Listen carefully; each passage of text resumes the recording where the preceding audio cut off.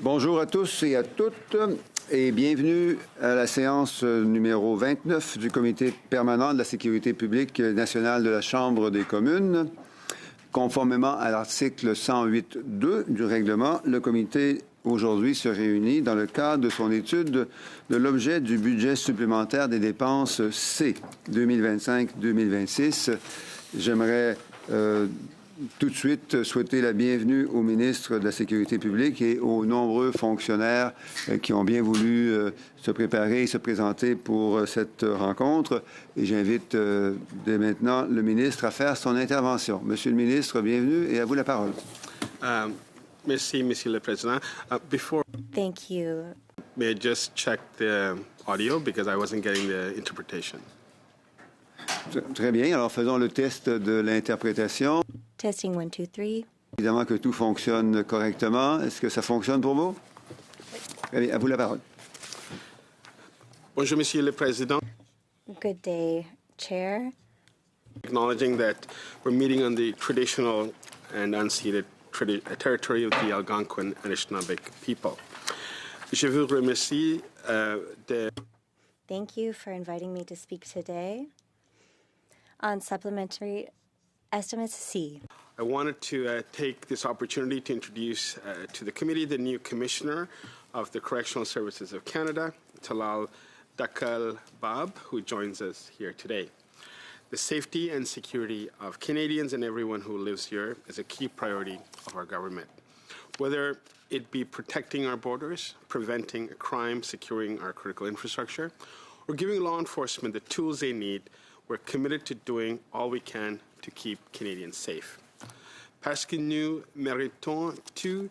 That is because we all deserve to feel safe, secure, and free in our homes and communities. C'est pourquoi notre gouvernement a investi. That is why our government has and will continue to make targeted investments in programs and initiatives that advance public safety. And its portfolio partners are seeking additional authorities through the Supplementary Estimate C to support its work. A key commitment in our border plan and in Budget 2025 is an increase to the number of our CMP officers with the hiring of 1,000 new personnel. These new personnel will keep our border, communities, and everyone who calls Canada home safe and secure. To that end, the Supplementary Estimates C contain support for those new resources. This funding will allow the RCMP to recruit and retain the personnel we need to strengthen their federal policing mandate. Another top priority of ours is ensuring that foreign interference and transnational repression has no place within our borders. The Foreign Influence Transparency and Accountability Act establishes an independent commissioner and a registry to help combat attempts at illegal and unlawful foreign influence. Anton Bogman's nomination for commissioner was recently approved by both houses, and authorities sought through Supplementary Estimate C will support this implementation once the act comes into force. And let me take this opportunity to thank my colleagues of all parties for ensuring the swift passage of Mr. Bogman's nomination through the House. Mr. Chair, we also know that transparency and oversight of the work of public safety in this portfolio is essential to ensuring that the public has trust in us and the work that we do. Increasing this transparency and oversight across all agencies has been an important commitment of our government. To support that work, we're seeking funding for national security and intelligence review requirements faced by public safety, CBSA, CSIS, and RCMP. We're also seeking funding to establish the Public Review and Complaints Commission that will review public complaints against the CBSA and RCMP. This independent body will provide external oversight for the agency and investigate complaints about officer conduct or systemic issues in a fair and transparent way. Additional funding requested by the Correctional Service of Canada will enable CSC to deliver on its public safety mandate and legislated requirements. Lastly, within the Supplementary Estimate C, we're also seeking funding to support RCMP and CBSA's initiatives to counter drug-impaired driving. Monsieur le Président, la croix que tous mes collègues viennent que Mr. Chair, I think that all of my colleagues here can agree that the safety and security of our country and communities are some of the greatest responsibilities we face as parliamentarians. encourage the committee to support additional authorities we're seeking, and I want to thank all the colleagues that are joined here in support of the work that we do. Thank you, Mr. Chair. Merci, Monsieur le Ministre. Thank you, Minister. We can now turn to Mr. Caputo for 6 minutes, please. Thank you to you, Minister. Welcome, and I welcome all of the witnesses with a special welcome to Commissioner Daklabab. I hope I pronounced that correctly. Welcome to the table and welcome to your new role. Prime Minister Carney called China our greatest security threat during the last election, yet he signed a memorandum of understanding with respect to matters of intelligence. Canadians have not yet seen it. I asked for it roughly a month and a half ago. Where is it?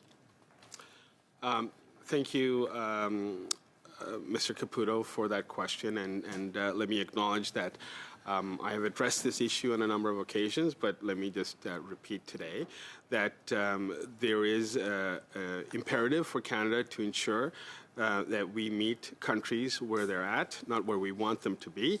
Minister, as a result, with all due respect, I'm going to reclaim my time here. I'm not talking about meeting countries. Where is the memorandum? Why haven't we seen it? When will we get it? So what I will say, Mr. Caputo, is that the memorandum of understanding was signed while the Prime Minister was in China. It was signed by the Minister of Foreign Affairs. It was an understanding between our CMP as well as... Minister, I didn't ask what it was. I asked where it was. Where is it? Well, if I may, Mr. Caputo, I'm going to ask the Commissioner to answer that question. Asking you, the buck stops with you. You are the Minister of Public Safety. Where is it? Well, Mr. Caputo, if I may suggest, the MOU involves the RCMP, and it was signed by Minister Anand on behalf of the Government of Canada, and I'd like to ask the Commissioner Duhem to answer that question. If I'm not going to get an answer from you, the top person in this portfolio, if you don't know the answer, and that's no disrespect to the Commissioner of the RCMP, if you don't know the answer where an MOU is or when we might get it, I've got an issue with that, and I think Canadians will as well. Terrorists, I'm asking you a new question. I'm asking you a new question. Terrorists in the IRGC are roaming in Canada. There are far too many of them. You have deported one. That's it. Precise number. How many IRGC operatives do you know to be in Canada? Just the number. At this point, we are tracking... Okay, because you only know 24. Mr. Caputo, let me go on the record here because I don't think my mic was on. You're tracking 24. That's what I heard. So we're tracking 24 individuals who are deemed to be inadmissible, who are going through the process of being removed. One of them has a scheduled removal date. We have 6 that have voluntarily left. We have 1 that have already been removed. And the other 23, in fact 24, will go through the process of being removed. We have due process. Things from even constituents. I had a constituent of Persian heritage so worried that they approached me and emailed me with documents of this. So even then, I'm not sure you answered the question I asked. I didn't ask how many you're tracking. I asked how many IRGC operatives or related to the IRGC are in Canada. I just want the number, please. So what I will say is, Mr. Caputo, there's a number of assessments we've done. So first, there were close to 18,000 files that we've reviewed for admissibility. Minister, with all due respect, I didn't ask you about how many assessments you did. Mr. Caputo, I think it's important that... This is my time. The Liberals are going to rescue the minister. That's great. You have time to think about this, Minister, now, about how many there are. Mr. Caputo, I will unfortunately have to interrupt, and I will turn the point of order in a second. Now, as you noted, I was somewhat patient with the overlap of conversations, which was unfortunate to the interpreters and very unfortunate to those who need the translation to understand the flow of the conversation. So having noticed that, I will most likely be more strict in conducting those conversations. And I will now turn to the point of order. Mr. Essasi. Mr. Chair, it's really unbecoming of a member of this committee to ask a witness. What is your point of order, MP Essasi? My point of order is this is not the way to go about asking witnesses questions. And the member, Mr. Caputo, is fully aware of that. He has been around long enough. You cannot ask a person a question, and when they are attempting to respond comprehensively, to cut him off and not allow them to provide you the response. So, on the same point Thank you, of order, MP Mr. Essasi. Chair. That's complementary to what I just said. MP Caputo? Yes, on the same point of order, it is unbecoming of a member of Parliament from the governing party to attempt to rescue the minister when they're not answering the questions. I didn't interrupt you, Mr. Essasi. I'd appreciate the same courtesy. Thank you. Okay, thank you. So I think we now have a clear invitation to be as serious and engaged and tough on questions as we need to be. At the same time, we need the conversations to be understandable and understood to everyone listening. So, MP Caputo, can I turn to the minister for the answer, or would you like to? No, that's 2 minutes we'll never get back. But in that 2 minutes, Minister, I hope you were able to consult with officials and just give us a number. How many IRGC operatives or those related do you believe to be in Canada now? Not that you're looking at, not that you're scanning. How many are there? Mr. Caputo, we are in the process of going through 24 individuals who are deemed to be members of the IRGC for removal. Okay, I didn't ask you, this is the last time I'm going to ask this, I didn't ask you how many you are going through. I asked you how many of a terrorist regime. Iranians across this country have been subject to terrorism. I'm asking how many, just the number of IRGC terrorists are there in Canada? If you don't know, then please just say, I don't know. Mr. Caputo, this is a very serious matter, and if you will permit me, I will give you the answer that I think Canadians deserve. Give us a number. So let me just say right now there's 24 individuals who have gone through an assessment, and they've been deemed to be members of the IRGC. That is the position of the Government of Canada. We are in the process of removing them, Mr. Caputo. Okay, Minister, I don't think I'm getting a serious in terms answer. of the numbers. Minister, how many people, last time you were here, we learned that 32,000 people through CBSA had warrants for them, as in you didn't know where they were, a third of the city of Kamloops. What is that number today? Well, that information, Mr. Caputo, is available online. You're not going to tell us? It's available online, Mr. Caputo. Are you kidding me? No. It's okay. I don't think there's anything funny here, Mr. Caputo. Nor do I. Canadians, behold, the president of your CBSA. public safety I'm minister. sorry to interrupt again, but that's my unfortunate job. So we'll have to conduct this in a manner which is suitable to everyone understanding. And I will therefore need to turn, given the time is over, to turn to MP. I actually have 15 more seconds by my watch. I can give you 15 more seconds. Thank you. Minister, Canadians are experiencing crime at an unprecedented level, and you just said, not my job to know, and for that, you should be ashamed. It is your job to know. The buck stops with you. That's my time. Thank you, Mr. Caputo. Now, MP Akan for 6 minutes, please. Thank you, Mr. Chair. And it's, again, a sad start for me to see this. Being respectful is a different thing, and asking straightforward questions is a different thing. And once again, we are seeing a very disrespectful start of this meeting. And finishing that 15 seconds with that comment will make definitely good clips for our colleague across the table. So, going back to Minister. I had the privilege of joining you and the members of this committee to witness the graduation of the officers in Class 25C of the CBSA, who will be stationed at the points of entry and facilities across our country. And once again, thank you very much for including the members of this committee and inviting us to that meaningful day.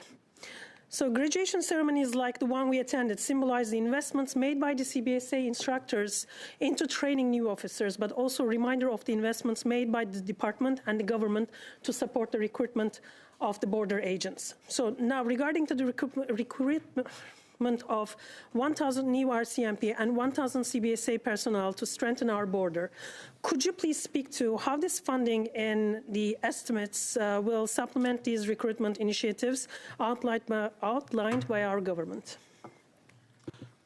Thank you, Ms. Akan, and I want to just thank the members of the committee who were at the first graduation of CBSA several weeks ago, and I also note that on April the 2nd, we'll have the first cohort of K-9 units who are trained on fentanyl, who will also be graduating along with other members of CBSA. I would like to invite President O'Gorman to maybe outline give a response to your question, as well as Commissioner Dohan.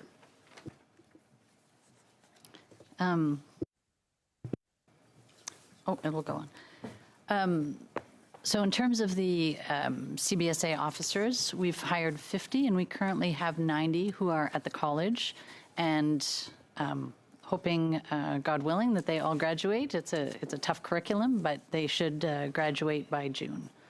And every cohort after that will have members who would be attributed to the 1,000 officers. Thank you very much for your answers. So can you also explain, Minister, how this funding complements existing recruitment and the training programs already underway with the RCMP and CBSA? Commissioner, do you want to answer this?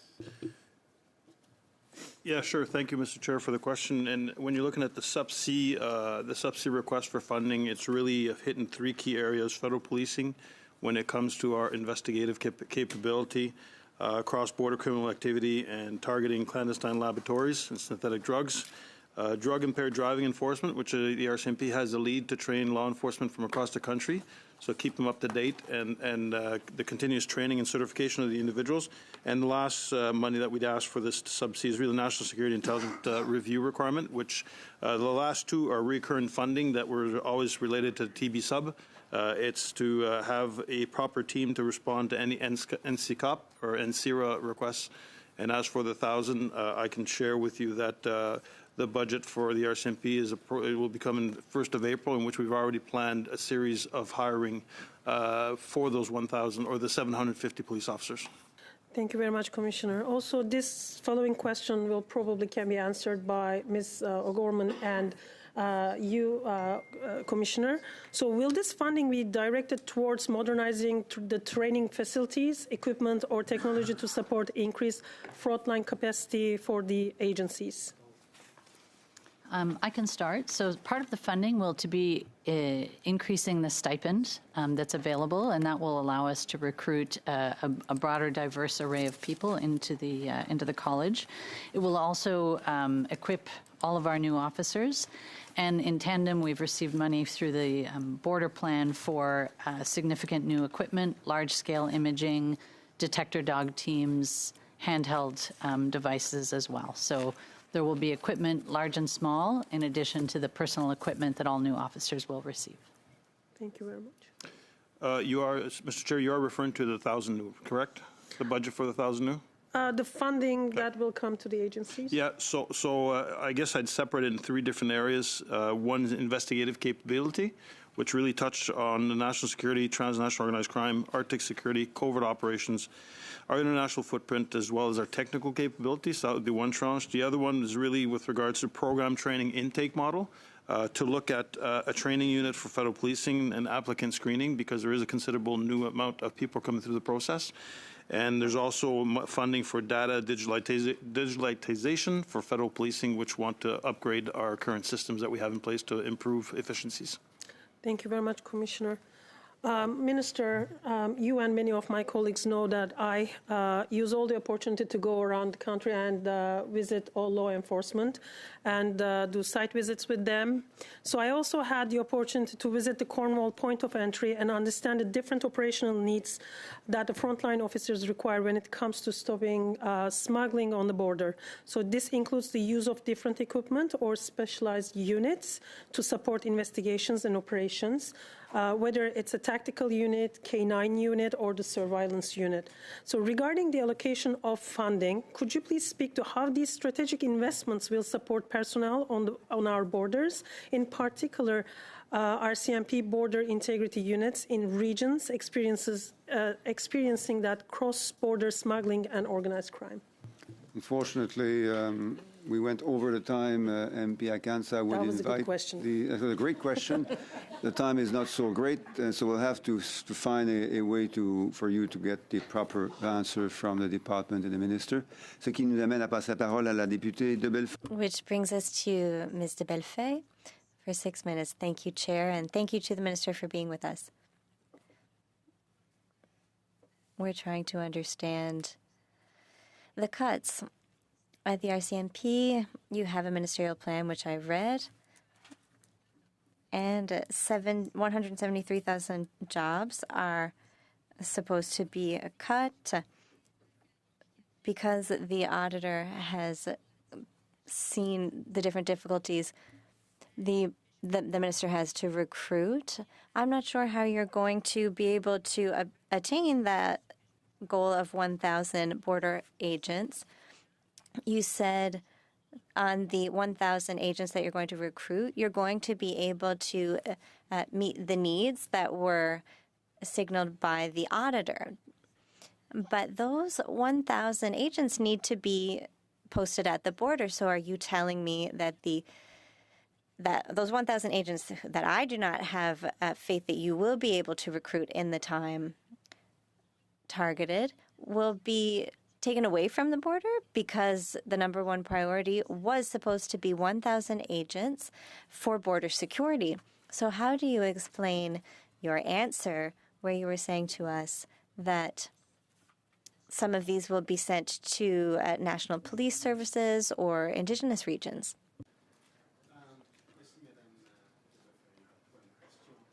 Microphone, please. J'ai pas d'interprétation, Monsieur le Président. I'm not receiving any interpretation. Seconds. Just want to clarify. So, with respect to the CBSA, there is a plan, and we can elaborate on the plan itself. People are already graduating from CBSA from REGO, and they are going out into the community. Monsieur le Ministre. So with respect to the RCMP, there is a plan in place which is primarily for federal policing. So the 1,000 new RCMP officers are for federal policing, not necessarily for border control.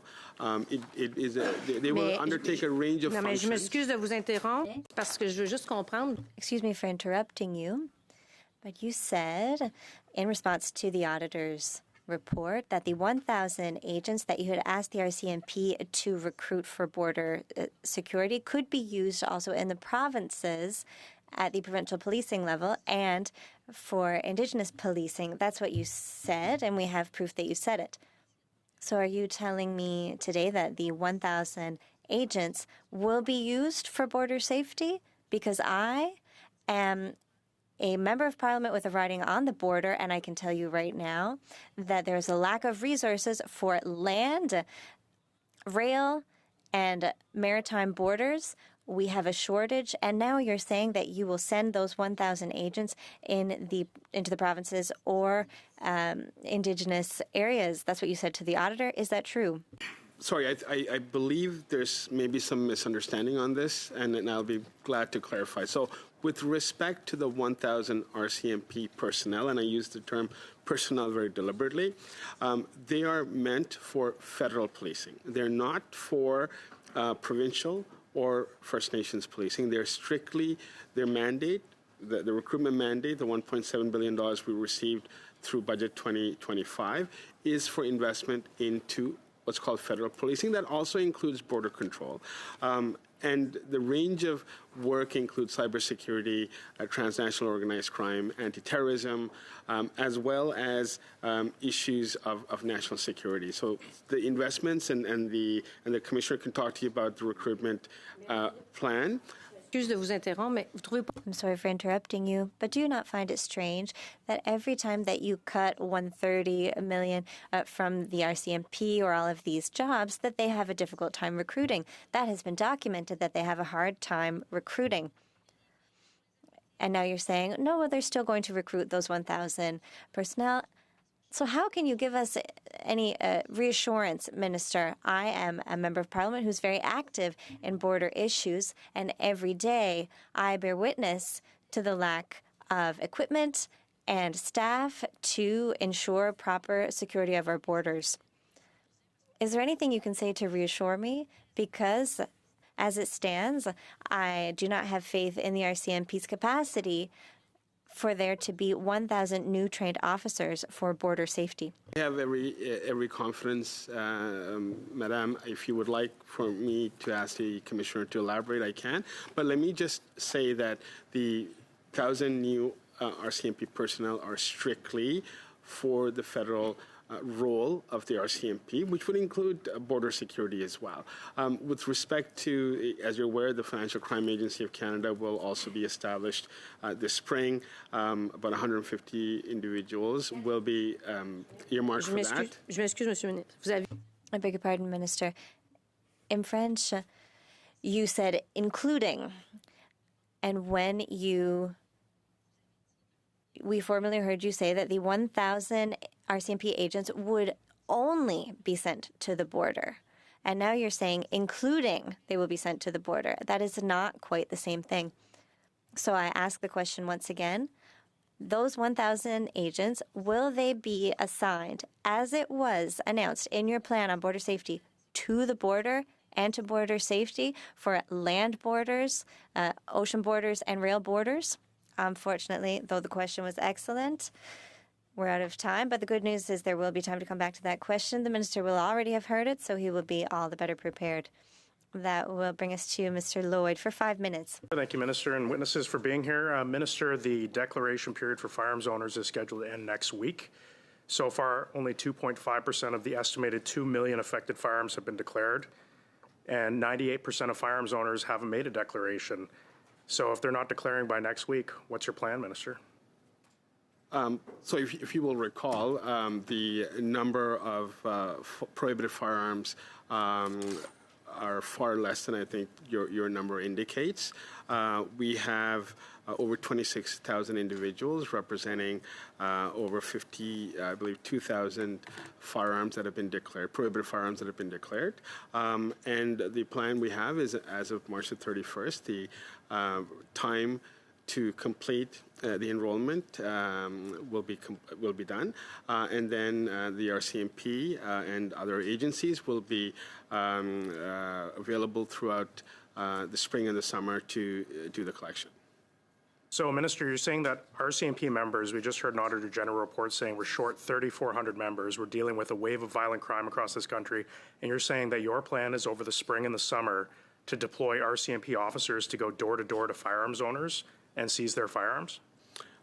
So this is a voluntary program, Mr. Lloyd, as you're aware. And the RCMP resources and the resources we will use with law enforcement does not contemplate in any way using existing resources. These are additional resources, so these are those who are off duty, those who may be retired. Quebec, for example, SECU, for example, has their own mechanism, but let me be very clear, it is in no way to take away from existing police resources. The resources that we have available contemplate that individuals who are off duty, and I can ask if you want the Commissioner to comment on it, I can ask him to do that. Minister, I just find that very concerning that we're going to be sending police officers door to door because, frankly, many police forces across the country are refusing to participate in your program. And I think they have very good reasons to not want to participate in this program. And putting people who are no longer serving as RCMP officers going door to door. Are you not concerned about this at all, Minister? Well, I think you may not understand the full extent of the program, Mr. Lloyd. It's not a door-to-door program. It is a mobile collection will occur, so individuals will be bringing forth prohibited firearms. The people that have declared, Minister? There are people who've declared. What about the people who haven't declared? Well, the program that we have in place is voluntary, strictly voluntary, so they're not compelled to take part in the program, although compliance with the law is not voluntary. And that, as you're aware, as of October the 31st, or 30th of this year, the amnesty that was extended expires. So after that amnesty expires, what's your government's plan?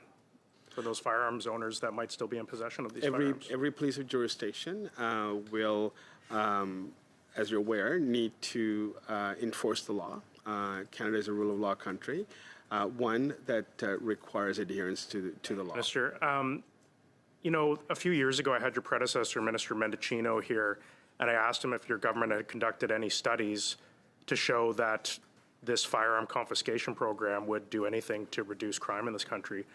At the time, they didn't have any studies. The government hadn't produced any papers or research to show that this would do anything to reduce crime. In fact, in a 2018 engagement paper, your own department stated that, based on international experiences, that there was no evidence that this would reduce crime. Has your government produced any reports since then to show that this planned nearly $1 billion, possibly more, firearm confiscation will actually reduce crime? As you're aware, the Mass Casualty Commission report called upon governments to Same ensure, as the report, Minister. Well, if I may just finish, Mr. Lott, I'm getting to your answer. Mass Casualty Commission Anything report, other than the mass casualty report? Well, there's also our experience in Australia. As you're aware, Australia, right after Bondi Beach, has embarked on a second round of a compensation program. They've launched it recently.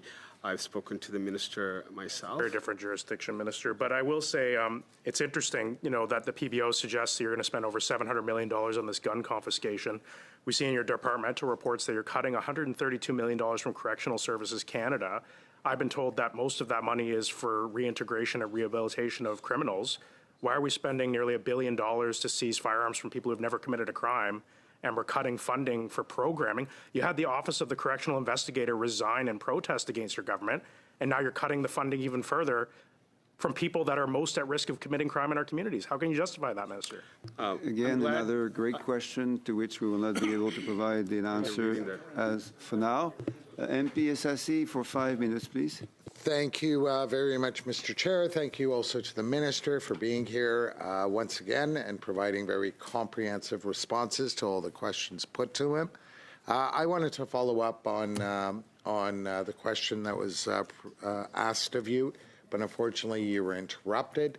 I know you take the issue of IRGC individuals here on Canadian soil very seriously. You personally have told me that, and of course I hear about that issue quite a bit from my own constituents and other Iranian Canadians.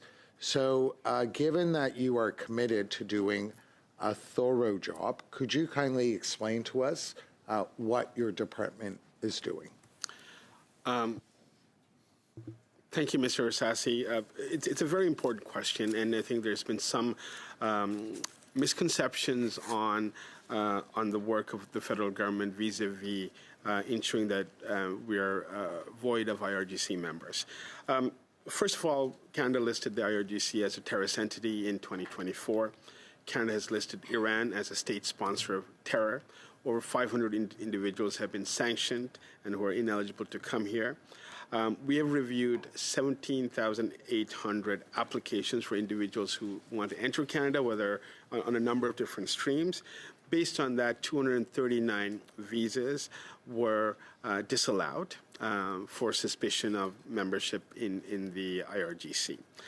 Within Canada, so those who are in Canada, there are 32 cases that we have thoroughly investigated. And it's very important to recognize that when somebody is alleged to be a member of a terrorist entity, we have due process, but we also have a legal standard that we have to abide by. So 32, based on the legal standard that's set by the Government of Canada, have been established as a member, or credible members of the IRGC, out of which 6 have left.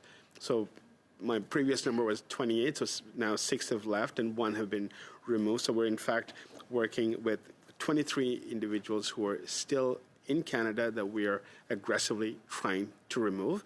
And make no mistake, every single individual who is a member of the IRGC in Canada will be removed.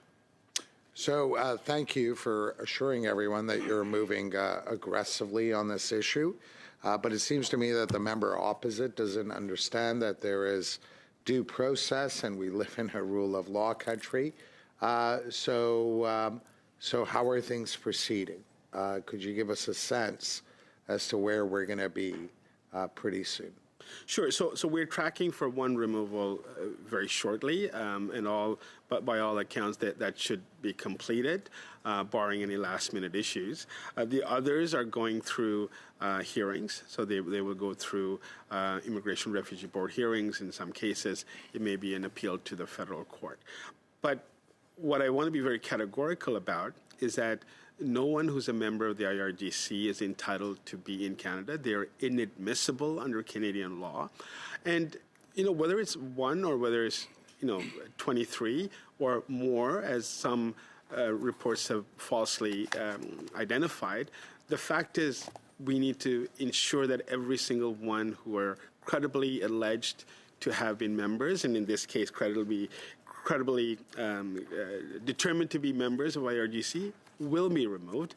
And that is the mandate that I have. That's the responsibility I have. That's the responsibility that President O'Gorman has. And I've talked to members of her team, and I know they're aggressively pursuing every avenue for those removals. So it'd be fair to say, given everything that your department is doing, that also has a deterrent effect in the sense that anyone who was considering coming to Canada is no longer considering that option, I would hope. And so one is, I think, outside of Canada who may be coming in. And of course, like in a moment where the conflict, is highlighted, there are dangers if people do choose to come to Canada or look at backdoor ways of coming here. And our message to them is, no, this is not a country that is open for you to come here. That's why we canceled 239 visas. We have a comprehensive security check before every visa or document is issued. But the other deterrence is, that's why we have 6 people who voluntarily left. So as the law was catching up, as our CBSC officials were aggressively pursuing the removal, individuals just essentially gave up and said, okay, we're leaving. And that is the second element of it. So even though only one formal removal, the other 6 essentially speak to a de facto removal. Thank you, Minister. I'm sorry to interrupt. Thank you, MP Sassi. Ma parole maintenant, Madame de Bellefeuille. Ms. de Bellefeuille, you have 2.5 minutes. Thank you very much, Chair. Minister, we won't continue our conversation on the RCMP, but my question was so excellent, the Chair himself even said so.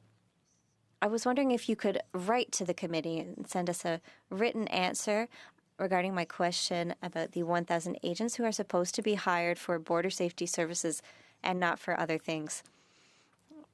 I would like to ask you a question regarding the fact that a C-12 was passed, C-8 is being passed. There's another bill also that is giving a lot of authorities to the ministers and to the government. Some of these have implications for intrusions into personal privacy, and I'm very surprised, and I find it unacceptable that your government cut 15% of the budget from the only monitoring body to monitor compliance with the law.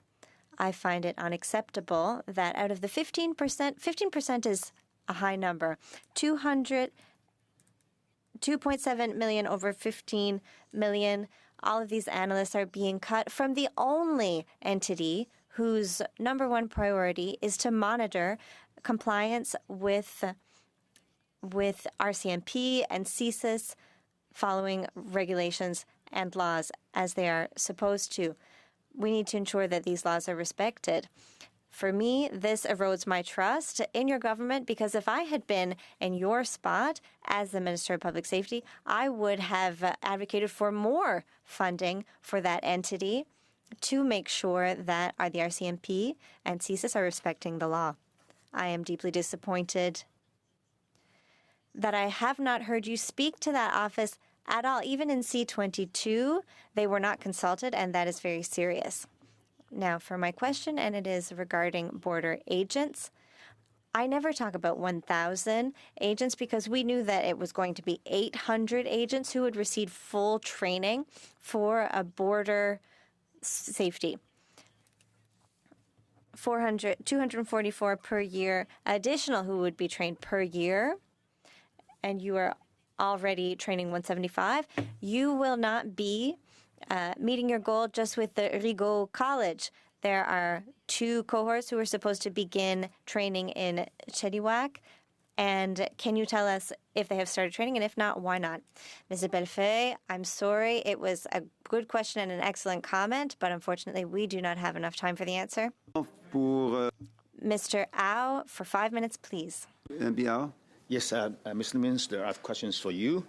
Now, my first question is, you keep talking about hiring 1,000 more RCMPs, but you just got the Auditor General's report saying that over the audit period, the RCMP hired 2,262 officers, but 2,200 left, so resulting in almost no net growth. And also in the last 6 months, actually saw a negative growth. So my question is, did the RCMP ever realize recruitment was not even keeping pace with attrition? And what corrective actions was taken at that moment? Mr. Rao, thank you for the question, and this allows me to address the issues around the Auditor General's report. And let me just say that the recommendations made by the Auditor General, I had a chance to meet with her on Friday. The Commissioner has been working with her. The RCMP has accepted those recommendations. In fact, much of the work has already begun. Some of the lags occurred because of COVID. So if you look at the time period 2023 to 25, it was just post-COVID, and also some issues around policing around the world. So what I will say is that we're absolutely committed to implementing the contents and her recommendations. If you wish, I can ask the Commissioner to elaborate. But what I can also say is that we can do both. In fact, recruit more individuals to serve in the regular service, including contract and Indigenous policing, as well as to recruit directly for federal policing. That leads to my second question.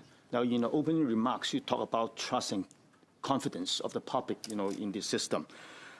And again, the Auditor General found that it's not only about shortage, it all talks about the failure of the RCMP, even to determine how many officers it actually needs, and also have failure to set recruitment targets too low, and also miss its own hiring timelines in 97% of the cases. Now, how can Canadians have confidence in public safety when the RCMP cannot even plan or deliver the officers it knows it needs? Let me just say that the RCMP is an independent agency of the government, and they report through public safety, and I have very limited direction in terms of operation. But what I can also say is that I have every confidence in the Commissioner, I have every confidence in the organization to ensure that recruitment and the commitments they made to the Auditor General and the commitments that have been made to me are fulfilled. We have the resources for an additional 1,000 RCMP officers for federal, or personnel rather, for federal policing. And that plan is something that I had direct oversight over, and I'm absolutely confident that they will be able to implement the recommendations that they have given me. Mr. Minister, I take issue of the answer that you just gave, because you are the person responsible for overseeing the RCMP operation. And this problem is not new. It's been ongoing since 2018. So how would the government allow this to happen for this long? And how could you, as a minister, not take responsibility? So what I will say is that if you look at the Auditor General's report, it does speak to, much of the time speaks to before I was minister. Since I became minister, I've been very aggressive in ensuring that we meet recruiting timelines, but also ensure that we recruit the right type of people. And it's a conversation I constantly have, not just with the RCMP, but with all of our agencies right here, including the Parole Board. Like, these are very live conversations that we have to ensure that the agencies that serve Canadians reflect Canadians, and it is an absolute priority of mine, not just in this portfolio, but also in the other portfolios I've served. Okay. And I also find that the Auditor General's report is very interesting. It says that, so the applications are sitting for nearly 60 days, just waiting to be assigned to a recruiting analyst. And that 50% of those positions were vacant. So why are the very important positions needed to process applications sitting half empty while we face a national policing shortage? There's definitely a disconnect, right? And I acknowledge the work of the Auditor General in recognizing the disconnect. There are 18,000 applicants since April 1st of 2025 that have applied to the RCMP to join the service. There are a number of very important hurdles that individuals need to go through, and I think one of the things that we will do is streamline that process and ensure that we have a 6-month window from recruitment from the time they apply to the time that they enter training. Thank you, Minister. And we will continue to work with the RCMP on those changes. Thank you, MP Arm. Thank you, Minister. MP Polowski for 5 minutes, please. Mr. Minister, glad to see you here. You probably can predict my questions. I always ask you the same ones.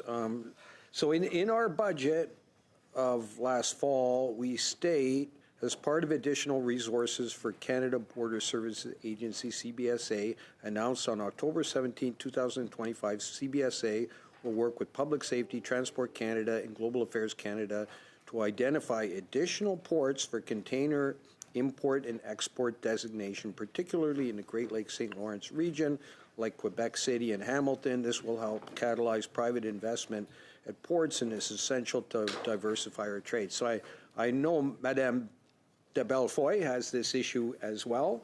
We would like to see containers going through our ports. I personally represent Thunder Bay, which is part of this process.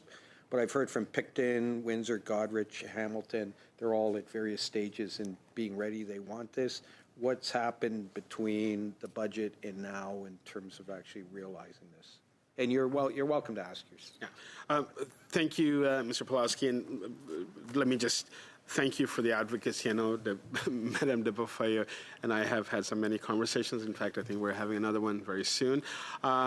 Look, they're all around Canada. There are a number of demands for ports of entry, for CBSA's presence there. This reflects, I think, our overall frame of expanding trade over the next number of years, and really the demands and the opportunities, frankly, of increased trade that happens in our community, including Picton, including, there's a demand for Oshawa. I know Ms. Kirkland's aware of that. We just advanced on Hamilton, the Port of Hamilton very recently. But I think it's important to understand also kind of the frame and the way we prioritize, and I'd like to ask President O'Gorman to maybe give us some insight into that. Well, and I think it's just building on what the minister said. We took that direction in the budget quite seriously and are working very closely with our partners. I think what that reflected is it's not really a CBSA decision. We will go where the economy needs us to be. No question. We're in the ports now. As more ports come online, we will be there. It's the economics and the work that our colleagues in international trade are doing and transport are doing. They're working with stakeholders, looking at the ground and rail infrastructure and the highway infrastructure. So be assured, we are part of those discussions. We are on standby, and we will be part of the supply chain as we are now. So I know who to advocate to. Who needs to convince you? You said trade. Which ministries are the pertinent ministries that we have to get on about this? Well, just reflecting what was in the budget, Transport Canada, certainly in looking at the supply chain infrastructure, looking, like I said, at rail and road in addition to marine, and then our colleagues at Trade as they look at free trade agreements where the trade will flow from and into Canada and out of Canada, they have an important seat at the table as well. You're ready to go or have started working towards having CBSA services in Hamilton already? So the Hamilton decision was with regard to warehousing, and we have been working closely with the proponent there. So separate decision would be involved in the Hamilton port itself, but certainly that's part of the discussions. It can't be for the future of the Canadian economy that CBSA is a barrier. We are an enabler, and we need to be at the ports that are functioning, that are getting containerized cargo into their ports. So we've heard about the shortages of RCMP officers, the CBC report came out today stating it looked like it was getting worse. I know we put money towards 1,000 new officers for federal policing. I know in my riding and for Northern Ontario between White River and the Manitoba border used to have, I think, 25 RCMP officers. Was down to 2.5. I understand after about a year of trying, they've increased it by 1. What further can we do? What other money is available towards addressing this backlog? And again, you're welcome to ask your staff. Thank you, Mr. Pulaski. And look, I want to just add, I'll pass it to the Commissioner to respond to that. So, thank you for the question, Mr. Chair. When you're looking at additional funding, the RCMP's approach over the last, I'd say, 5 to 6 years when it comes to federal policing, we really looked at bringing the resources to address the key priorities in the different provinces. We saw that in Quebec when I was there several years ago, where we actually shut down several detachments to mobilize the resources in the largest centers, i.e. Montreal, Quebec, and alongside the border. If the threat intelligence picture dictates that we need to increase our footprint with the thousands, or I should say the 750 that are coming, that's something we can take into an assessment and consideration. Thank you, Commissioner. Let me then move to MP Caputo. Thank you, Minister. There is an offender by the surname of Ray. I'm sure you're familiar with this person. He was released on UTAs. Do you know what security level he's incarcerated at? Not off the top, Mr. Caputo. Okay. Can I ask, Minister, would you be okay as Minister if he were incarcerated in an environment without fences? Sorry, beg your pardon? As Minister, would you find it acceptable to learn that he was incarcerated in an environment that contained no fences? Would that be acceptable in your eyes? So one of the things that we have, Mr. Caputo, is we have independent bodies that make those decisions. So in terms of classification of security levels, that is Correction Services of Canada. If it's an issue of parole, that is the Parole Board of Canada. I do understand These are questions that are devoid of ministerial, as you're aware, ministerial intervention. So I cannot direct either agency to. You can actually have a review. If this was to be the case, if this person, this offender Ray, was housed without fences, would you initiate a review on learning that? So, Mr. Caputo, I am not going to speculate, and I'm not going to give you responses to scenarios. What I will say is that if you have a particular concern, I will be more than willing to look at it, and I look forward to you, send me a letter or an email or even talk to me, and I will be more than willing to have that conversation with you. I'm going to continue from here. Thank you. So, Minister, your 2026-27 departmental plan lists community safety as a core responsibility. One of your targets being 4% or greater of the percentage of Canadians who think that crime in their neighborhood has decreased. It feels like that's an admission of failure of your government to address the community safety of Canadians. Perhaps it's a typo, but I'm going to dig deeper into this to find out. It feels like you have low confidence that most Canadians will not think that crime in their neighborhoods will decrease. So why have you set the benchmark at only 4%? So what I will say is that, look, I go across Canada. I met so many police leaders, civic leaders, and the top line numbers on crime is actually trending down. So, for example, in the City of Toronto area I represent, homicides are down 50%. But the sense is the actual feeling of Canadians, the sentiments of Canadians vis-a-vis crime and public safety remains high, and that is what I think the role of public safety is, to ensure that there is greater confidence in our system overall. So then would you say you feel comfortable with only 4% of Canadians feeling that their neighborhood crime has decreased? You're comfortable with that target? I would say every Canadian should feel and has a right to feel safe in their communities. So is that a yes or a no?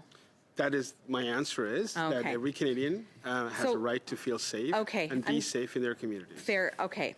I'm going to move on. Do you think that when a convicted first-degree murderer and child rapist that is supposed to be serving a life sentence is released into a community for 72 hours, unescorted, like in Oshawa recently, that it creates a loss of confidence in our government's ability to prioritize community safety? So, and Ms. Kirkland, I appreciate the question that you asked with respect to this issue. And what I will say is that we have a system in place.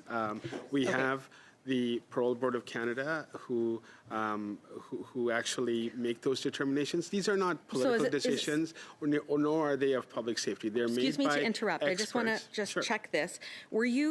Was your office at all aware or briefed on the Oshawa case prior to it happening? Were you aware that it was going to happen?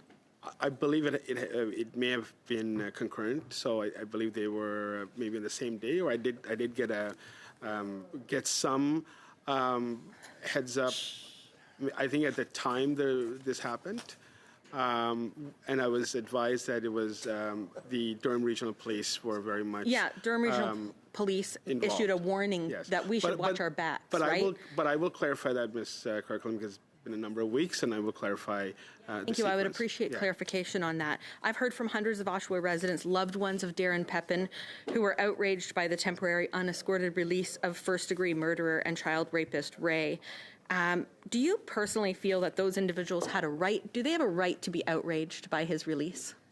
Look, people have a right to feel safe in their community, and issues around public safety, when someone's rights are violated, and when a crime so heinous as what we saw with Mr. Ray, it does So outrage. will you commit to reviewing it? I'm sorry, Well, I have to interrupt. I will commit to getting back to you with the information, then I'll be more than willing to discuss what other options. Sorry to interrupt. Thank you, Ms. Kirkland. Thank you, Minister. We'll end with Monsieur Ramsey pour 5 minutes.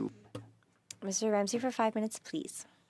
First of all, I'd like to acknowledge the nomination of Mr. Dakalbat. Félicitations. Minister, Canadians have heard what appears to be conflicting messages about the nature of foreign interference and transnational repression in Canada. Can you help us clarify what is happening and the roles and responsibilities of law enforcement and our security agencies? Thank you, Dr. Ramsey. Very important question, and I may just ask Mr. Rogers, Director Rogers, and then Commissioner Duham, and then I will add my perspective. Thank you, Minister. Thank you for the question. Look, CSIS continues to be very concerned with issues of transnational repression and foreign interference generally in Canada. We continue to be very vigilant against those threats from many different countries, and our assessment of that has not changed substantially over time. That action on our part looks like, as we have said before, intelligence collection, sharing information with law enforcement, community engagement, and other types of action that could disrupt foreign interference. And for our part, we remain vigilant against all of those threats that we've previously described. So, Mr. Chair, I will add to that. We work very closely with the service, and we have to understand there's two distinct mandates here when we're looking at foreign actor interference. We are aware of foreign states and engage in such activities in Canada. You saw the inquiry, the Justice Hogue Commission that looked into that. We saw my public statement in October 2024 of last year. What we're seeing from a foreign interference as well as a transnational repression is we're really seeing threats, intimidation, harassments. We're seeing physical and online violence and surveillance of communities, political dissidents and their families, and interference in Canada's democratic institution and electoral process, which we saw last time. It is something we take very seriously, and I did state at a media interviews that sometimes it can be challenging from a law enforcement perspective to bring the charges through the through the judicial process that exists, connecting a foreign entity in its involvement. But we work very closely with the service on that to reassure Canadians that information is shared, and we work as well with law enforcement across the country. And if I may just add to this, and it's very important to recognize that there are a number of threats that we've faced over the years. Foreign interference as well as transnational repression has impacted many communities, and as I meet communities across Canada, I hear that, in different parts of the country. But one thing that I want to assure Canadians is that every single issue of foreign interference or transnational repression that involves another country is addressed, sometimes from bilateral channels, sometimes through the criminal justice system, and we have one particular case that's going through the courts in British Columbia as I speak. But it is absolutely critical that every single Canadian, regardless of where they came from, regardless of other country in which they were born, is and should live in Canada free of intimidation of any foreign actors. And we're absolutely resolved in ensuring that those who seek to interfere or to repress Canadians who are outsiders, who are state actors or non-state actors, will be held to account. Merci, Monsieur le Ministre. Merci, Monsieur. Thank you, Minister, and thank you to our committee member. This leads us to the end of this part of our meeting today. I think that all committee members will join me in sincerely thanking you for your time. I believe most of you will stay with us after our suspensions, but we will bid good day to Minister Anana Sangari, and we will now suspend.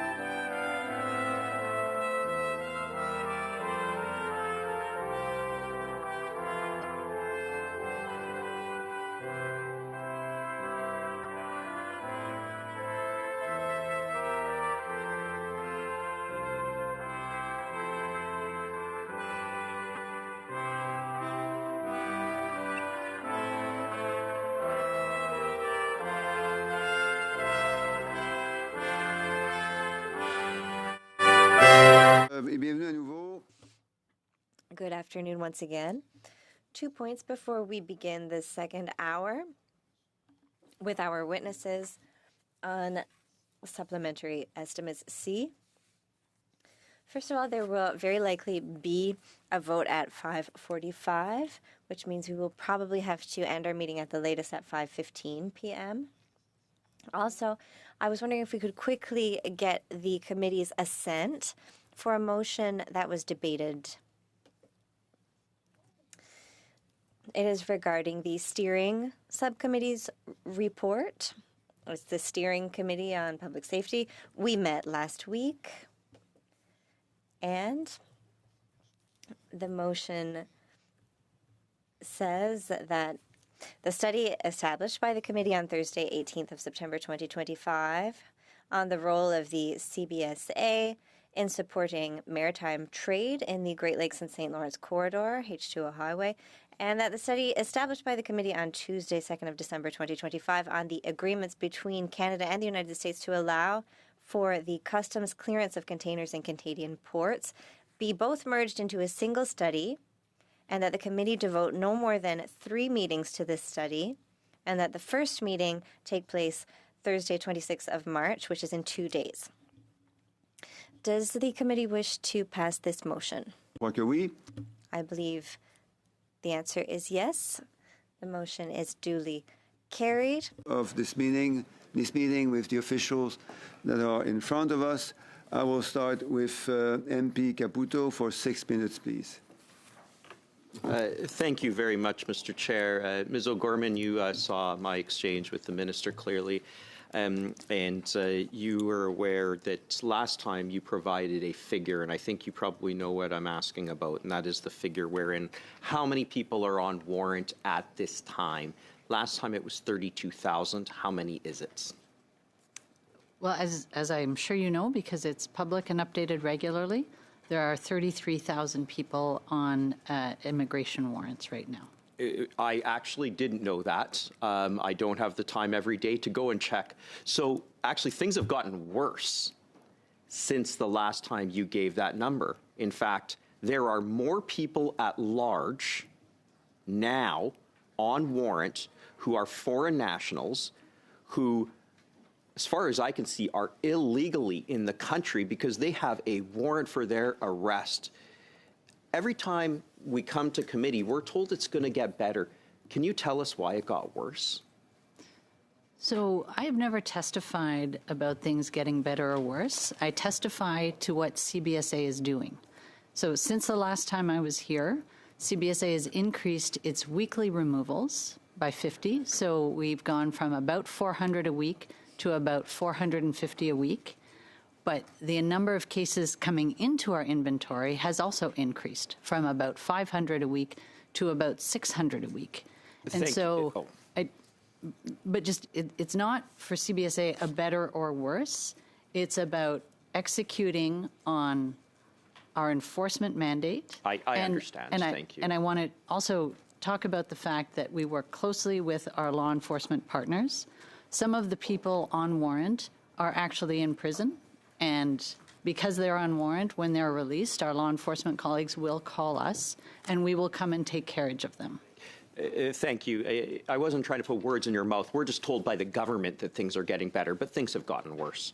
To our new commissioner, welcome, Mr. Dakalbab. Again, if I'm not pronouncing that correctly, please let me know. You and I spoke before, and I do have some questions, some of them pointed, and I don't expect you to know the answers to these. What I ask that you would do is that you would get back to me or the committee in writing on these issues. There have been a number of escapes in the last 3 years from minimum security. I trust you know what an override is, as in somebody is coming out in the computer at medium, but somebody makes the decision to make them a minimum security inmate. Can you please advise this community or committee and myself how many of those who've escaped in the last 3 years were on override status? Thank you very much for the question. You are correct. I don't have the number yet, but I'd like to maybe just clarify. There is no doubt, as I start as the commissioner, my top priority, and I'm happy to work with every member around this table, is the security of the public. This is the number one priority that I have as a mandate, and ensuring the security of our staff as well. So we will make sure that you get the number of these override. But to be clear, the system doesn't give the final answer. There's an assessment, and there are criteria in the CCRA that has to be followed in order to establish the level of security. I am aware that the override just doesn't happen. There's policy, but somebody does come out at a number, and corrections can adjust it or decide the security level. One thing that's been told to me by multiple people is the use of pseudonyms. Now, I've asked for these things in ATIPs. Have you ever heard of CSC using pseudonyms for people's names, including myself, parliamentarians, in order to avoid access to information requests? I am absolutely not aware, but I am day two. Yes, so this is something that I will have to look into, because if it is the case, that is obviously not the purpose of the Access to Information Act. And I would ask that you do a thorough investigation. I would ask that you investigate, frankly, people like my name. I have had people come to me and tell me that this is a common practice on encrypted devices. I believe that those devices should be examined, and if people are using methods to try to stymie ATIP, that should be ended immediately. My office is open if people want to talk to me about it, because people already have. Are you prepared to report that back to this committee as well? I would need to verify what is going on, and if it is happening, for sure, I am more than happy to be transparent about the actions that we will take to address it. Thank you. I appreciate that. We're already off to a better foot than in previous meetings. I appreciate that. The last thing I'm going to ask you about, there's an ISIS fighter, an ISIS sniper, doing time. I believe within 2 years he was transferred to minimum security. This is a person who went overseas, dreamt of being a suicide bomber. I saw him twice in minimum security. No fences, townhouse-style living. How is somebody like that in minimum security, when minimum security requires a person to be a low public safety risk? How is that possible? If you allow me, I'm not familiar with the case, but if this person has been in minimum for 2 years. In it after 2 years of their sentence. Okay, but I heard that you have seen them multiple times in minimum, and they've been living in a minimum institution without a risk of escape. I honestly believe that this means that the person has the proper assessment. I just want to be cautious, because I heard in this table multiple times now the reference to minimum, medium, maximum institutions. Obviously, the escape is a different issue, but we need these people. Most of them are coming back to our communities, and we need to make sure that we are managing them properly to be able to return in a safe manner and as law-abiding citizens to the communities. And so I'll look into it, but yes, this is an ISIS terrorist, and that's an issue for me. Time is always too short. MP Akan for 6 minutes, please. Thank you, Mr. Chair. Commissioner Dome, the Auditor General's report yesterday on recruiting for the RCMP emphasized there is needed work to ensure the RCMP meets full operational requirements. And last week, your agency released a recruitment plan for 2026 and 2029. So the plan outlined key actions the RCMP will undertake to address the concerns outlined by the Auditor General surrounding the application process and workforce planning, which is understanding training times and the application times, and implementing a recruitment model that reduces national vacancy concerns. So the recommendation from the Auditor General that the RCMP recruit approximately 3,400 additional officers to meet operational requirements across the force. And Budget 2025 provided $1.8 billion over 4 years to strengthen the organization's response to threats and supports the recruitment of 1,000 new RCMP personnel to support its federal policing mandate. Could you share the actions taken through the RCMP's recruitment plan for 2026 to 2029 to members of this committee? And would you say these investments and initiatives by the government are steps in the right direction? So thank you for the question, Mr. Chair. Just a couple things I want to hit and make sure that the funding that we got for the 1,000 employees, because it's 750 police officers and 250 public service employees with a special skill set, that is aside from what came out from the Auditor General's report. The Auditor General report does say that we would require up to 3,400 additional resources. That's if I had no attrition. 3,400 would cost close to $900 million, which currently we are funded simply for 40 troops going through, and we're cash managing for 45 to 50 this year. I think there's an important step here where the Auditor General's report was not a surprise to us, and actually the RCMP had already invoked some measures to address the shortcoming that have been lagging the organization with bringing people in the door for several years. And I'll bring it up to 3 points. The process that we have is very linear. So we've brought someone in from the exterior that is looking at the whole process, where we are comfortable that having a more dynamic process based on what we saw in the Five Eyes, based on other Canadian law enforcement, that we will be able to get the entry from the time you apply the organization to depot down to 6 months and bring a more human side to the whole process, because it's important. We don't want to lose anybody throughout the process because it's taken too long. So that's one good thing. And we're already seeing this, a pilot project that started in February.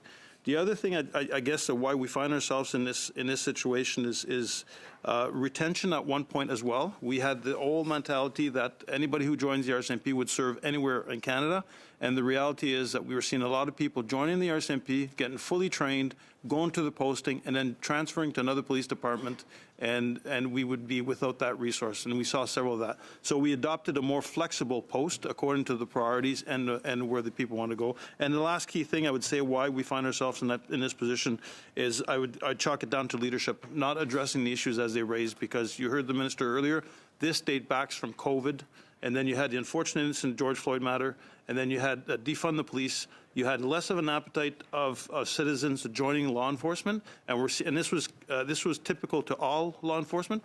I think we were a little slow getting out of the gate for that, and it's catch up right now. Thank you. So on the topic of the supplementary estimates, the Auditor General's report mentioned the fourth generation program totally nearly $355 million for both 2023 to 2024 and 2024 to 2025.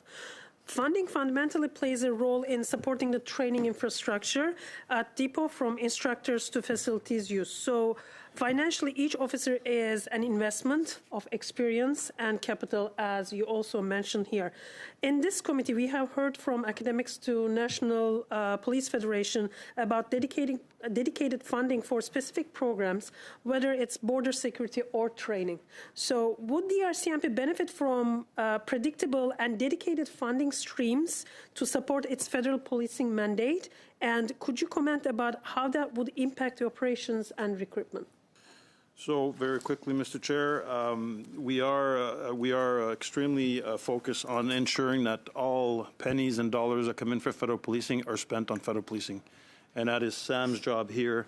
We are also doing a detangling exercise, if you wish, where we realize that there's some federal funding that comes in to support Canadian law enforcement, not just the RCMP.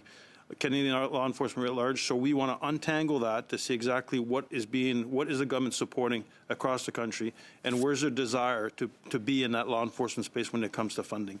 So obviously, if the funding is dedicated to federal policing, we will have a stronger federal policing as we move forward, because the funds are meant for federal policing. Commissioner. President O'Gorman, I had the privilege to, as I mentioned, attend the CBSA graduation in Rugard, and it was a very exciting day. And for those officers who will be working towards keeping our borders safe and secure.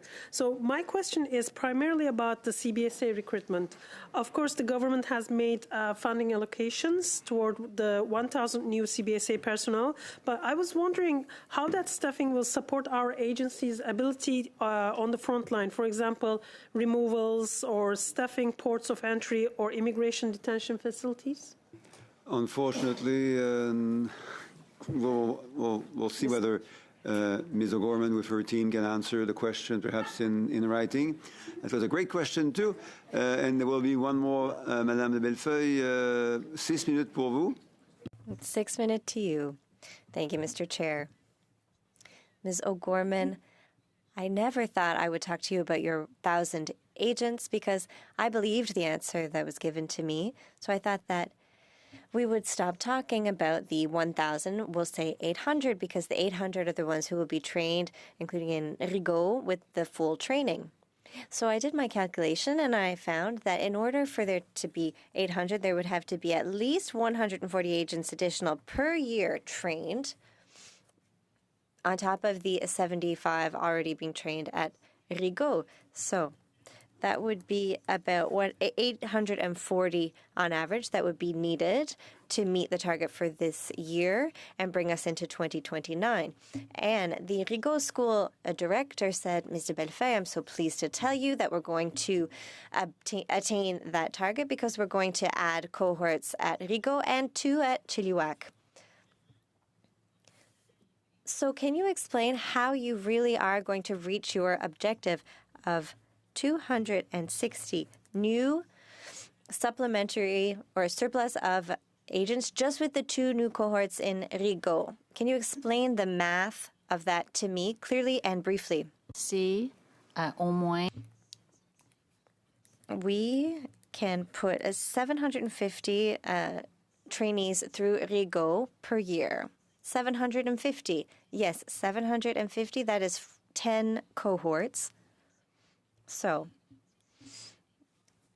at the maximum with attrition and people who leave, it would be 300. So those who have just passed, that would be 150 approximately, which means that we have the capacity to put out of Rigaud about 800 candidates over the next 3 years.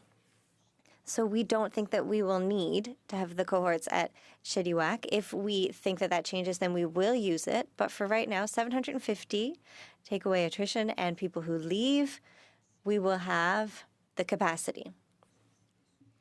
Well, we're not going to quibble about math, but I saw that those who were trained before and people who would leave after being trained brought us too close to the number. And then with the surplus, I expected there to be more agents. And then I came up with that number of 840. And you're telling me that it's going to be possible just with 2 extra cohorts in Rigaud. Is that right? But in past years, there was supplementary spending, which means in those past years, it wasn't just attrition. There was funding for other government initiatives. I'm talking to you about recruiting those new 850 because they won't be trained at Rigaud. They won't be trained at Rigaud. So I won't quibble with you because I know it's very difficult to be right instead of you because you're very good. But I was hoping that the 2 extra cohorts at Chilliwack would be helpful because there is a shortage. And as you know, for me, the CBSA has a role not only in safety and security, but also in the economic development of our regions.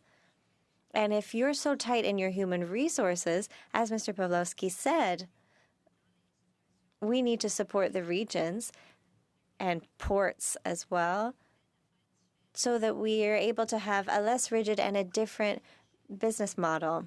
I find that in the region it's rigid, it's not innovative, and we need to make sure that small regions are able to develop their businesses in a less rigid model. I find that the CBSA is rigid, and the fact that you are recruiting over 3 years 1,000 new agents. We won't talk about the 800 anymore. In my region or in Mr. Pawlowski's region, this is not going to give us more agents in our small and medium-sized ports, etc., which are important players in our supply chain. And that is a very bitter disappointment.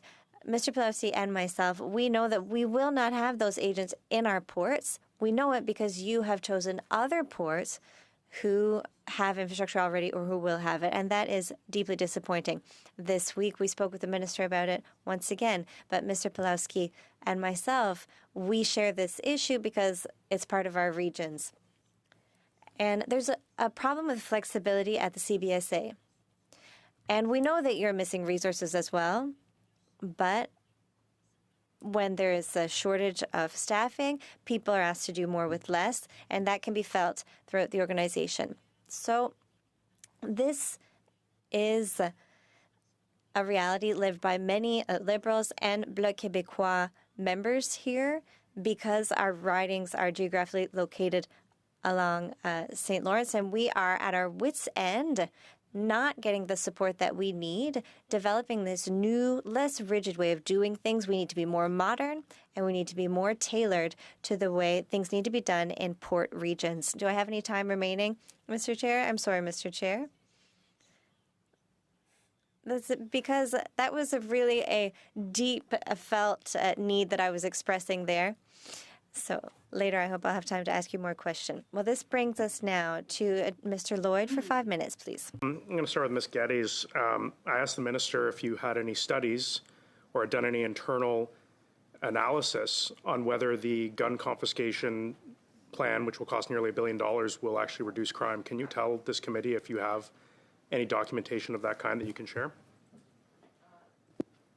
Thank you for the question. Look, I'm happy to provide you more details on the analysis that went into the design of the program. Happy to provide that. But I'm not asking about the design of the program. Mm-hmm. I'm asking about, like, people don't build a playground in this country without a feasibility study. And your government's putting $1 billion into a gun confiscation regime, money that could be spent on so many different law enforcement and public safety priorities. Do you have a study that says that this policy is going to reduce violence and crime in this country?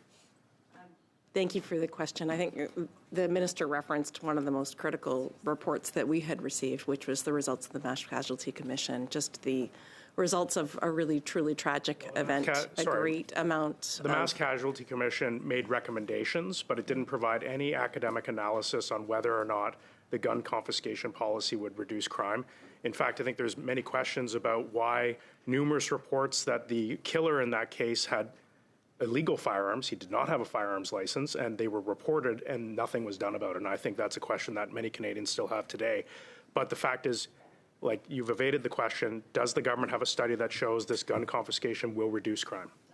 We have a number of studies at public safety that show the comprehensive nature that you have to take in order to be able to reduce crime in Canada, particularly gun crime. So this is one element that the government has chosen amongst many other elements that we are investing in border enforcement to be able to deal with the illicit flow of firearms. We have $1 billion program, nearly $1 billion program, and we have no study that says that there will be a concrete reduction in crime as an outcome.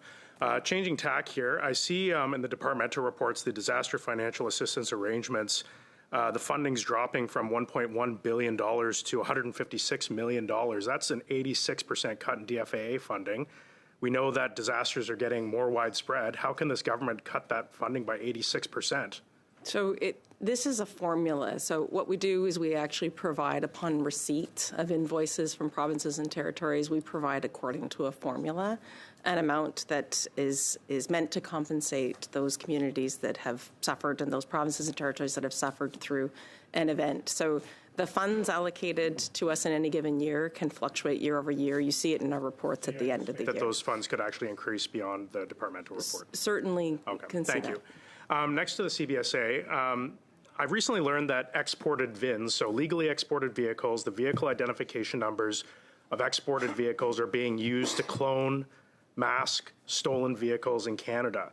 Now, CBSA has engaged in what I consider to be a monopolistic arrangement with a private sector company to provide them with a monopoly on exported VIN data, which is then sold through comprehensive vehicle reports to used car dealers at a cost to them.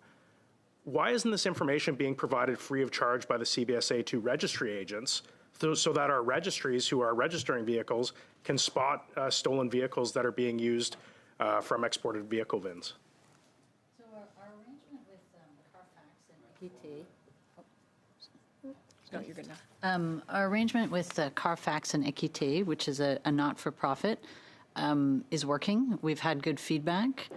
stolen vehicles, the number of stolen vehicles is down, and the work that we're doing with them and with law enforcement is showing results. And so this information being provided, like I can go on the CPIC website and put a VIN in and find out if it's a stolen vehicle, but this government is giving this information specifically to a for-profit company, which is charging its customers for this data.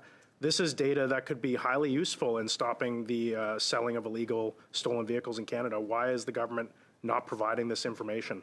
there are privacy aspects related to this that we have worked out with the Privacy Commissioner and these organizations. So I'm not aware of them off of this. It's a nonprofit. We are providing them with information, and they are working with law enforcement. I think it's a bit ridiculous to say that there's privacy considerations when this information is being sold to car dealerships where anyone can, after they have purchased the information, anyone can access that information. There is no confidentiality and privacy once this information is being sold to dealerships. Why isn't it be given to registry agents? Because at a registry, when vehicles are checked, that information is tracked. We could give this information to registries across Canada and we could identify stolen vehicles today at a much lower cost than what this government's giving. Why aren't we doing it? So 10 seconds. The arrangement right now, happy to look into that, but right now the organizations are working with law enforcement to address stolen vehicles through this arrangement, and it's working. Thank you for that exchange. Député Ramsey pour 5 minutes, s'il vous plaît. Mr. Ramsey for 5 minutes, please. Alors, sub-question tout à So a follow-up question to my question from earlier that I asked to the minister. For Mr. Rogers, considering that Commissioner Bugman will be starting soon, in the budget that has been allocated, are there any provisions for collecting and conserving intelligence concerning foreign agencies that will be used for future registries? Merci pour la question. Thank you for the question. I can say that in the Supplementary Estimate C budget, it is only $9.1 million, and that is for very specific things for CSIS. And for support, as the Commissioner and others have said, to review. But I can say overall our funding has increased over the last year, and we have increased our ability to do in foreign interference related intelligence collection and response. That's something we're seeking to increase, not decrease, given the state of concern that we have over the developments in Canada and across the world. And so it remains a priority for us, even if not specifically funded under this set of supplementary estimates. pour Monsieur Decalbab. For Mr. Decalbab, can you please give us more detail pertaining to operational pressures when it comes to health, safety, how old the facilities are in prisons, health and safety of inmates? Can you let us know data from recent years? Thank you very much for the question. First of all, I would like to say how pleased I am to be in this role and at the head of the Correctional Service of Canada. I think it's an extremely important mandate in our country for the safety of the public. I am aware of several challenges in front of us. I know that infrastructure at correctional services is a subject that deserves to be studied further, and that is work that I will be undertaking with my team, and also the well-being of employees and ensuring that we offer the necessary services for staff and for our inmates to be able to reintegrate society. The population, the costs are both increasing. The population is increasingly difficult in a number of different categories or for different reasons. One, we have an aging population with more medical needs, and we have an increasing number of mental health cases and drug use cases. So the crimes that we're seeing at the federal level are increasingly violent. As we discussed today, I think we need a truly holistic approach to be able to tackle these issues. So I am focused on my mandate. I look forward to exchanging with employees and members from Parliament, and I already have scheduled several meetings with members here to hear their feedback, and I will be pleased to meet with others as well, and also partners and non-for-profit organizations, etc. So I'm aware there is a challenge, and we need to take time to analyze how we will reach stabler ground and how we will address the issues, including regarding cases of employees off work. Employees who are taking time off work is increasing. And another topic is infrastructure that we will need to look into further. But I'm looking forward to working with everyone and to get to know the reality better and come back with recommendations. Madame de Bellefeuille. Ms. de Bellefeuille, for 2.5 minutes, please. Microphone, please. Le microphone, Madame de Bellefeuille. Is that working? Can we hear interpretation? I'm pleased to hear you speak, Commissioner, because it is true that there are major difficulties at correctional services. I visited 2 federal penitentiaries in Drummondville and elsewhere, and I can sincerely say that I certainly saw the fatigue and discouragement of staff. They are sometimes putting their lives in danger, and I felt very touched to see these correctional officers who are suffering from not being acknowledged. When it comes to infrastructure, I think that new equipment and tender love and care is definitely needed. And I think that the people working there should be listened to. They know what is needed to do their work effectively and also to ensure safety both for staff and for inmates. I'm pleased to hear that you are open to meeting with us to hear our feedback from what we observed during our visit. So we will set that date. Mr. Duhem, a quick question for you in closing. I would just like to say that I don't understand how you can have $44 million of cuts over 3 years. Those are the numbers that were given to you by the government. You need more technology, more tools, more equipment. You need to modernize. You need drones. You need more funding for the border. And I'm unable to understand how you're going to succeed, especially given the budget cuts imposed on you by the government. Monsieur le Président. Mr. Chair, and thank you, Ms. de Bellefeuille, for your question. So for your question, the RCMP was spared of the 15% cuts. We just had 2% cuts, and we're comfortable in saying that there will be no impact on our recruitment strategy or our operations. It will more be focused on headquarters of the RCMP and also travel that we are going to cut back. I'm sorry, Ms. de Bellefeuille. I'm truly sorry. I have to cut you off, which brings us this time to Mr. Gill for 5 minutes, please. Thank you, Chair, and thank you to all the witnesses that are here today. It's always a pleasure to work together to make sure that we can serve all Canadians of this great nation.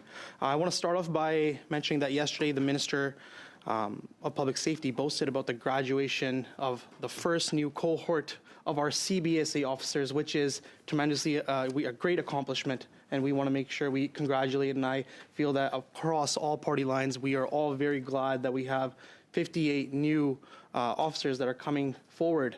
But, what I do want to bring forward is concerns that has been brought to my attention about the minister failing to mention that the cohort of the 58 new graduates, there are actually only 28 that are going to be going towards the 1,000 promised by the Liberals. So I want to know, it's now March of 2026. After months, we are still waiting for these graduates to increase, the numbers to increase, which we want, all Canadians actually want to see. Will future cohorts be larger, and when can Canadians expect to see meaningful increases in numbers? So to date, we've hired 50 CBSA officers. We have 90 currently at various cohorts actively at the college who, as I said, I hope for all of them that they graduate. It's a tough program, but they graduate by June. And then we will be having cohorts every 5 weeks after that. So we have to cover attrition. As I had said previously, at its height was around 300. It's been lower in the past few years. And we have had various initiatives for which we have already graduated people. And so our ability to focus on the uniformed members that will form part of that is laser focused. And any opportunity we have to be able to do it faster, we're looking at it. But as I said, we can graduate, we have the capacity for about 750 officer trainees to go through REGO a year. And if attrition, again, like I said, it's been half of what it's been lately, so I don't expect a spike, and so there might be an opportunity even to go a little bit faster than planned. Okay, so is there any way that we can provide a clear timeline within your capacity? When will these 1,000 officers be fully trained, deployed, and operational? Is there any timeline that you could give me here? So I'll say today we are doing that over the next 3 years. But we are looking for every opportunity we can to go faster, and I'm happy to report at subsequent meetings how we're doing on that. Okay, so the timeline that you placed in front of me for the next 3 years, if that timeline fails to be met, who will be held accountable? I'll be held accountable. Okay. Okay. And would you also say the commitment of the minister has anything to do with it, as he has also made claims that this will be followed through many times, as we know? So, I feel my personal accountability here. I will leave it to the committee to talk about ministerial accountability. I have the people on the ground to put these individuals through. We have about 300 pre-qualified people who have applied, and we have put through the various paces to say we would like to invite them to REGO. And then we map that against where we are going to send our officers. We're not going to flood one port of entry with all new people. So all of those puts and takes and how we put them out into our workforce in a way that maximizes their success. That's right to my next question. I talked about border vulnerability, and my riding of Abbotsford South Langley is a prime example of that. It's right next to a border crossing. I have a border crossing in Abbotsford. I have another border crossing within Aldergrove, and right next to my riding is Surrey, where there's another border crossing touching our Langley-Surrey border entry. And so we need to make sure that now that I've been talking to the officers on the ground, Abbotsford Police Department specifically, they have mentioned to me the spike of number of operations that they had to investigate right next to the border of people that are illegally crossing the border, and how they need to beef up security because our borders are vulnerable. That's what we are hearing from the Abbotsford Police Department and RCMP Langley as well. So I would like to question you, if and when these officers are actually deployed, how will they be distributed when we look at Canada as a nation, our provinces, the province of British Columbia, and my riding and community of Abbotsford South Langley? What is the criteria that you are using to decide what officers are sent where, and how are the Liberals choosing to prioritize officer deployment as well? So you mentioned those ports of entry, and I just want to recognize that our officers who work there are doing an excellent job, who work in the Lower Mainland. Our seizure rate is up 60% in terms of narcotics, and some of that is coming through, like I said, the Lower Mainland. So just to say they're doing an excellent job. But the deployment will be based on risk, largely. We see increased marine traffic. We see rail traffic increasing. We hope as things evolve that more people kind of start crossing the border back and forth as they used to. 10 seconds. So we will go based on risk, we will go based on volume, and we will go based on trade. And I do want to talk about, just briefly, the importance of our trade officers, and just that's a part of the mandate that sometimes gets missed, and they are also important for the economic security of Canada. Thank you very much. Let's now turn to MP Polofsky for 5 minutes, please. Commissioner Duhem, do I have that right? We've talked a lot today about the need for more RCMP officers. Can you tell me how many RCMP officers are currently on prolonged sick leave, and specifically related to stress, PTSD, that sort of thing? So the exact number, if it's related strictly to PTSD, unfortunately, I don't have that number with me, but be more than happy to come back to the committee with a number. Could you, and also a figure as to total in PTSD might just be one form of stress, but related to stress leave. I don't know if you know this, but my understanding is the numbers have drastically increased in recent years. Is this true? Again, not knowing the numbers and what we saw, but I could probably go on a limb here and say that I would dare to venture that it probably did increase because of the environment in which our men and women operate on a daily basis. Police work on the front line has changed drastically over the last 5-10 years. So I wouldn't be surprised if we did see an increase in that. But again, I would be more than happy to return with the right numbers. Now, you say things have changed. You insinuate things have gotten worse, but I think the minister said crime in Canada has actually gone down. How has it been worse for police officers? I think what we're facing now, and what we're facing now is different than what we faced 10 years ago. You look at just the respect when it comes to law enforcement no longer exists. You look at just take, for example, the theft of car vehicles, how those were being done. That's something we've never seen before. So the dynamic in our environment is challenging. Sir, we respond to 3 million calls a year, and 99.9% of them are resolved by the officer's presence and just verbal communication. So that 0.1% is the one where use of force at different level is involved. So are you saying that society has changed, there's more criticism of police, there's more disrespect for police, it's made harder to recruit and keep police officers? I would say the pendulum is swinging back towards an interest, because you look at last year, we had just above 20,000 people who applied for the organization. Right now, we figure we're going to close the year off roughly at the same number, around 20,000 mark, which signals to me there's a strong appetite to join a great organization and to do police work. Thank you. We also talked a fair bit about the IRGC. Probably my own colleague from my own party here who knows more about this than perhaps any of you. My understanding is military service is mandatory in Iran. You don't have a choice when you're drafted into the military as to where you go. And so some people may have ended up in the IRGC despite the fact that they don't believe in the methods, the philosophy, the actions of the IRGC. Is there anything in our provisions, we've heard a lot about throw them out, yes, but are there any provisions that account for the fact that some people may not have been voluntary members?